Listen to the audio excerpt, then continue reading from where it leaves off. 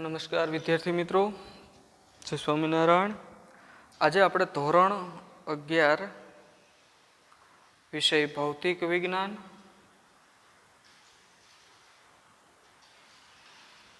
Chapter જે છે એ ત્રીજું સુરેખ પથ પર ગતિ, આજની આપણી જે તારીખ છે એ 20/8/2020 લઈશું. ઓકે મિત્રો, આપણે સૌ પ્રથમ જોઈશું આજે કે મુક્ત પતનની વાત અગાઉના લેક્ચરમાં વાત કરી અને એના સમીકરણો તથા એના આલેખો આપણે જોયા મુક્ત પતન વિશેના. હવે એક 2 માર્કની અંદર પ્રશ્ન બોર્ડની અંદર પૂછાતો હોય, MCQ સ્વરૂપે ઘણા બધા પ્રશ્નો છે એ પૂછાઈ ગયેલા છે આ થિયરીમાંથી. એટલે જો આપ સૌ શાંતિપૂર્વક જોશો ખાલી પ્રશ્નનો આ સૂત્ર તો તમને બધાને બહુ ખ્યાલ આવશે. પ્રશ્ન છે સ્ટોપિંગ ડિસ્ટન્સ, ઓકે, વાહન માટે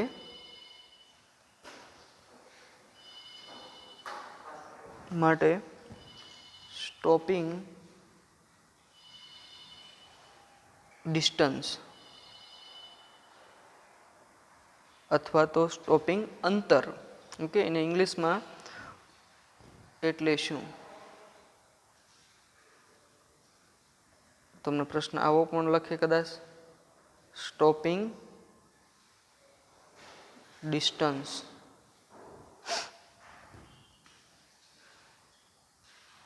એટલે શું? ઓકે, વાહન માટે સ્ટોપિંગ ડિસ્ટન્સનું સૂત્ર અથવા તો સ્ટોપિંગ અંતરનું સૂત્ર મેળવો. હવે સૌથી પહેલો પ્રશ્ન કે સ્ટોપિંગ અંતર શું છે એની વ્યાખ્યા આપણે જોઈએ. ઓકે, સ્ટોપિંગ ડિસ્ટન્સની વ્યાખ્યા શું છે? સ્ટોપિંગ ડિસ્ટન્સ, ઓકે, તો આપ સૌ જાણો છો કે ગતિ કરતા વાહનને, વ્યાખ્યા સમજો, ગતિ કરતા વાહનને બ્રેક માર્યા પછી,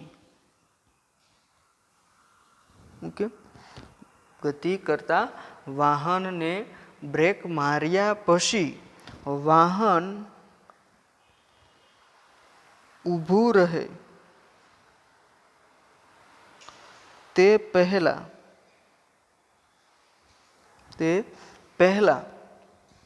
તેણે કાપેલા અંતરને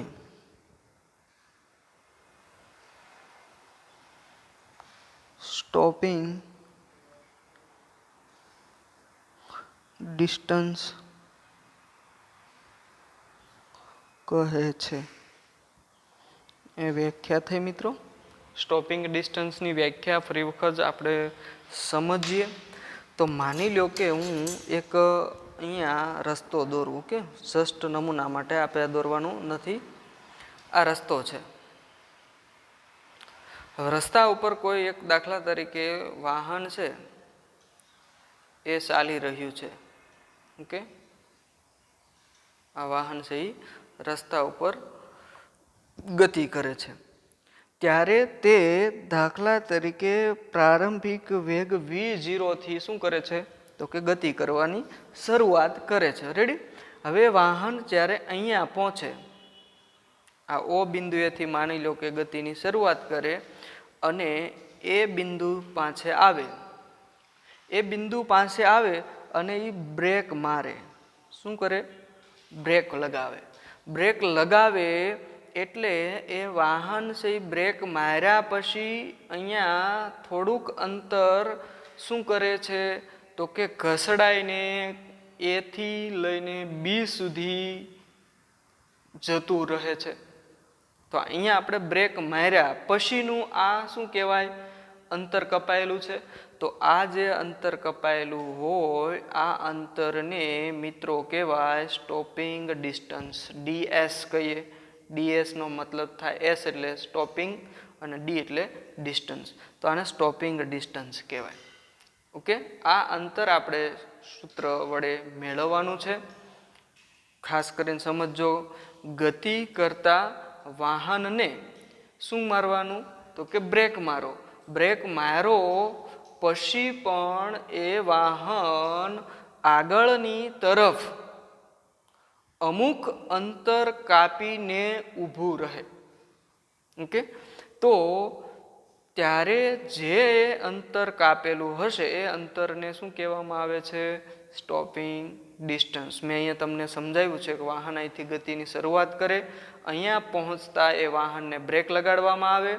બ્રેક લગાવ્યા પછી પણ એ વાહન છે એ અમુક અંતર સુધી ઘસડાઈને અહીં સુધી જશે. તો એ જે ઘસડાઈને અંતર કપાયેલું છે આ અંતરને કહેવામાં આવે સ્ટોપિંગ ડિસ્ટન્સ ઓફ વ્હીકલ અથવા તો સ્ટોપિંગ ડિસ્ટન્સ. તો આપણે જોઈએ કે સ્ટોપિંગ ડિસ્ટન્સ શોધવું કેવી રીતે. તો ધારો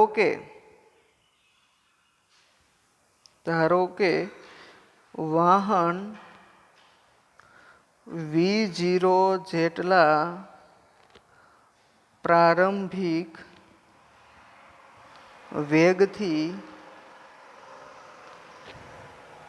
ગતિની શરૂઆત કરે, વેગથી ગતિ કરે, ત્યારે તેનો પ્રવેગ સ્મોલ a જેટલો હોય તથા તે બ્રેક માર્યા પછી ds અંતર કાપીને તેનો અંતિમ વેગ શૂન્ય બને છે. શું થશે મિત્રો? જુઓ, સમજો કે વાહન અહીંથી ઉપડ્યું એટલે વાહનનો વેગ કેટલો છે પ્રારંભમાં? તો કે V0 જેટલો. વાહન અહીંયા પહોંચે એ બિંદુ પાસે એટલે શું મારવાની? બ્રેક મારવાની. બ્રેક મારી દેશે એટલે વાહન છે ને ઊભું રહેશે નહીં. જોકે અત્યારે તો શું થઈ ગયું છે મિત્રો, આપ સૌ જાણો છો કે હાઈલી સ્મૂથ બ્રેક આવી ગઈ છે, જેના કારણે વાહન છે એ બ્રેક માર્યા પછી ત્યાં જ સ્ટોપ સ્થિર થઈ જતું હોય છે. પણ એ બ્રેકની ક્ષમતા ઉપર ડિપેન્ડ રાખશે મિત્રો. આપ સાયકલ લઈને કે બાઇક લઈને જતા હોય અને બ્રેક મારો એટલે જોશો કે તમારી બાઇક કે સાયકલ છે એ બ્રેક માર્યા પછી પણ ભલે એનું જે વ્હીલ છે એ સ્થિર થઈ ગયું હોય અથવા તો છોંટી ગયું હોય, પણ તમે શું કરો છો? એ સ્થિર કે ચોંટી ગયેલું જે વ્હીલ છે એ પણ અમુક અંતર સુધી રસ્તા ઉપર ઘસડાઈને આગળ સુધી જતું રહે છે. તો ત્યારે તમે જ્યારે એ હાવ બાઇક આ સ્ટોપિંગ ડિસ્ટન્સ જેટલું આટલું અંતર કાપીને અહીંયા સ્થિર થઈ જાય ત્યારે એનો જે અંતિમ વેગ હશે એ કેટલો બની જાય છે? તો કે શૂન્ય બની જાય છે. ઓકે મિત્રો, તો આપણી પાસે આટલી વસ્તુ અત્યારે ક્લેરિફાય થઈ કે અચળ પ્રવેગી ગતિના સમીકરણો v² - v0² બરાબર 2ax નો ઉપયોગ કરતા. ઓકે, આપણે આ સમીકરણનો ઉપયોગ કરીએ તો જોઈએ કે v બરાબર 0 લેવાનું. v0 બરાબર આપણે v0 લઈશું કારણ કે પ્રારંભિક વેગ આપણે કેટલો ધાર્યો? v0. જ્યારે અંતિમ વેગ કેટલો ધાર્યો? આપણે 0 ધાર્યો. ઓકે, એટલે 0 લઈશું. તથા x બરાબર શું લેશું? તો કે ds સ્ટોપિંગ ડિસ્ટન્સ, અને a બરાબર લેશું -a. -a લેવા પાછળનું કારણ હું તમને કહું કે તો આપણે આ કિંમતો અહીંયા સમીકરણની અંદર મૂકવાની છે આ પ્રવેગી ગતિના સમીકરણમાં. તો આવું થશે કે 0નો વર્ગ માઇનસ v0નો વર્ગ બરાબર 2 minus a into x. Okay, તો થાય 0નો વર્ગ એટલે 0 માઇનસ v0 સ્ક્વેર થશે બરાબર માઇનસ 2ax થાય, પણ માઇનસ માઇનસ ઉડી જશે એટલે સોરી અહીંયા ds મૂકવા પડશે. ઓકે, ds તો માઇનસ માઇનસ ઉડી જશે, ds ને કરતા બનાવીએ એટલે ds બરાબર થશે v0 સ્ક્વેરના છેદમાં 2a. તો આ મિત્રો આપણું જે સમીકરણ મળી ગયું એ સ્ટોપિંગ ડિસ્ટન્સ ઓફ વ્હીકલનું સમીકરણ મળ્યું. અહીંયા ઋણ પ્રવેગ શા માટે? ઓકે, અહીં પ્રવેગ ઋણ છે કારણ કે બ્રેક માર્યા પછી વાહનની ઝડપ ઘટે. કેવી થાય? ઓકે, અહીંયા દાખલા તરીકે વાહન પહોંચી ગયું, અહીંથી બ્રેક મારો એટલે વાહનની ઝડપ છે એ શું થવા લાગે? ઘટવા લાગે. અને અહીંયા પહોંચતા શૂન્ય થઈ જાય. તો અહીં સુધી પહોંચવા અહીંથી અહીં સુધીમાં એની ઝડપમાં શું થાય કે વેગમાં ઘટાડો થાય. અને વેગમાં ઘટાડો થાય, ઝડપ અથવા તો વેગ બેમાંથી એક શબ્દ વાપરે ઘટે, તેથી વેગ ઘટે, તેથી પ્રવેગ ઋણ હોય છે. ઓકે, ત્યારે પ્રવેગ કેવો હોય છે? ઋણ હોય છે. આમ આપણે જોઈએ તો આપણું જે ફાઇનલ જે સમીકરણ છે એ આવું મળ્યું. બીજું કે અહીંયા ds સ્ટોપિંગ ડિસ્ટન્સ છે એ પ્રારંભિક વેગના કેવા છે? તો કે સમપ્રમાણમાં છે, વર્ગના સમપ્રમાણમાં છે. ઓકે, બીજું કે વાહનનો જે પ્રારંભિક વેગ છે એ બમણો, દાખલા તરીકે કોના ઉપર આધાર રાખે છે એ પણ તમને વાત કે સ્ટોપિંગ ડિસ્ટન્સ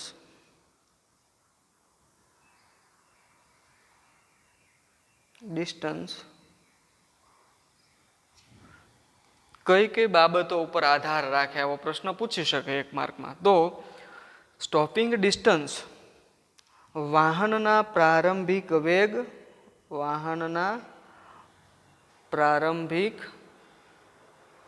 વેગ તથા બ્રેકની ક્ષમતા ઉપર આધારિત છે.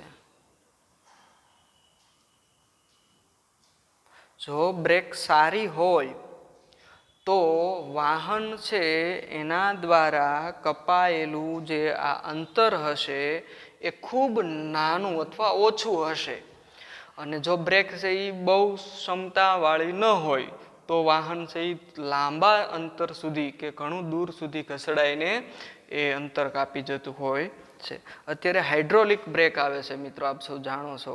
ઓકે, હાઇડ્રોલિક બ્રેક જે છે એ શું થશે? સ્મૂથલી સારે સાર વ્હીલ ફોર વ્હીલ હોય તો સારે સાર ફોર વ્હીલના જે લેગ હોય એટલે કે પૈડા હોય એમની સાથે બ્રેક પેડ હોય, બ્રેક પેડ સાથે સ્મૂથલી છે એ ચીપકી જશે, જેના કારણે એ વાહન છે એ ત્યાં ને ત્યાં એક્ઝેક્ટ થંભી જશે. તો એવા સમયે એનું સ્ટોપિંગ ડિસ્ટન્સ છે એ ખૂબ ઓછું હોય, કારણ કે અહીંયા બ્રેક મારવાની જે ક્ષમતા છે એ ખૂબ વધી જાય છે, સારી છે એટલા માટે. ઓકે, સામાન્ય રીતે ટ્રેનની અંદર કે તમે જોતા હોય કે બ્રેક મારે તો પણ એ અમુક અંતર કાપી જતી હોય છે. વાહનોમાં બાઇક છે કે સ્કૂટર છે, ટુ વ્હીલ છે. ઓકે, આ બધા એવા વાહનો છે કે જેમાં બ્રેક માર્યા પછી પણ તે અમુક અંતર સુધી છે એ ગતિ કરીને જતું હોય છે. બીજું કે સ્ટોપિંગ ડિસ્ટન્સ છે એમાં કદાચ તમને પ્રશ્ન એવો થાય કે માની લો કે તમે સ્ટોપિંગ ડિસ્ટન્સ છે એ આપણે આવી રીતે મેળવી એકાદ પ્રશ્ન વધારે, આ MCQ ટાઈપનો જ એક પ્રશ્ન છે મિત્રો. ઓકે, બીજો એકાદ MCQ ટાઈપનો પ્રશ્ન હું તમને આવો કહું કે માની લો કે તમે વાહનનો પ્રારંભિક વેગ બમણો કરી દ્યો. ઓકે, વાહનનો પ્રારંભિક વેગ બમણો કરવામાં આવે ત્યારે સ્ટોપિંગ ડિસ્ટન્સ કેટલું થાય? ઓકે, ત્યારે ds કેટલું મળે? ધારો કે પહેલા જે વેગ હતો એ v0 છે, આપણે દાખલા તરીકે v01 કહીએ. ઓકે, જે કેટલો છે તો કે v0 જેટલો પ્રારંભિક વેગ. પછી તમને એવું કીધું છે કે પ્રારંભિક વેગને કેટલો કરી નાખવાનો? તો કે બમણો, એટલે 2v0 કરી નાખ્યો, એટલે આ બમણો થઈ ગયો. ઓકે, તો આ બંને માટે આપણે ds1 અને ds2 શોધીશું. આના માટે ds1 આવું થાય કે ds1, ઓકે, સુફિક્સમાં ds1 બરાબર થાય v01 સ્ક્વેર છેદમાં 2a. પણ v01 બરાબર શું લેવાનું? તો કે v0, એટલે v0 સ્ક્વેર છેદમાં 2a. પછી અહીંયા ds2 લઈએ તો v02 સ્ક્વેર છેદમાં 2a. પણ v02 બરાબર શું છે? તો કે 2a, એટલે 2v0 નો સ્ક્વેર આખાનો છેદમાં 2a. અને આનું સાદુરૂપ આપો તો મિત્રો થાય 4v0 સ્ક્વેર છેદમાં 2a. ઓકે, તો આ સમીકરણ નંબર 1. આ સમીકરણ નંબર 2. આપણે સમીકરણ 1 અને 2 છે એના ઉપરથી 2/1 કરીએ તો આવું થાય ds2 છેદમાં ds1 બરાબર 4v0 સ્ક્વેર છેદમાં 2a એના છેદમાં v0 સ્ક્વેર છેદમાં 2a. ઓકે, સમીકરણ 1 અને આ સમીકરણ 2. તો v0 સ્ક્વેર છેદમાં 2a, v0 સ્ક્વેર છેદમાં 2a ઉડી જશે તો કેટલા વધે? 4. તો જુઓ, પહેલા જે સ્ટોપિંગ ડિસ્ટન્સ હતું એના કરતાં બીજી વખતે જે સ્ટોપિંગ ડિસ્ટન્સ આપણને મળ્યું એ પહેલાં કરતાં કેટલું ગણું? 4 ગણું મળ્યું. આમ આપણે કહી શકાય કે આમ સ્ટોપિંગ ડિસ્ટન્સ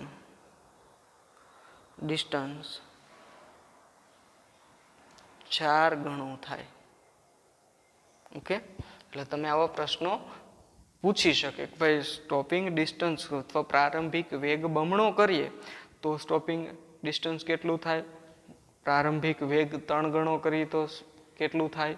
આવા પ્રશ્નો પૂછાય. તો આપણે 2 વાત કરી હતી કે ભાઈ સ્ટોપિંગ ડિસ્ટન્સ કોના ઉપર આધાર રાખે છે? તો કે એક તો પ્રારંભિક વેગ ઉપર આધાર રાખ્યો, અહીંયા કેટલો વેગ હશે એના ઉપર, અને બીજી આપણે વાત કરી કે એ બ્રેકની ક્ષમતા. આ બંને વસ્તુઓ છે એના ઉપર એ સ્ટોપિંગ ડિસ્ટન્સ આધાર રાખે છે. તો આ સ્ટોપિંગ ડિસ્ટન્સ છે MCQ સ્વરૂપે અથવા તો 2 માર્કની અંદર આવો થિયરી છે એ પૂછાતી હોય, ખૂબ અગત્યની છે. દરેક વિદ્યાર્થી મિત્રો ધ્યાનપૂર્વક છે એ જોશે.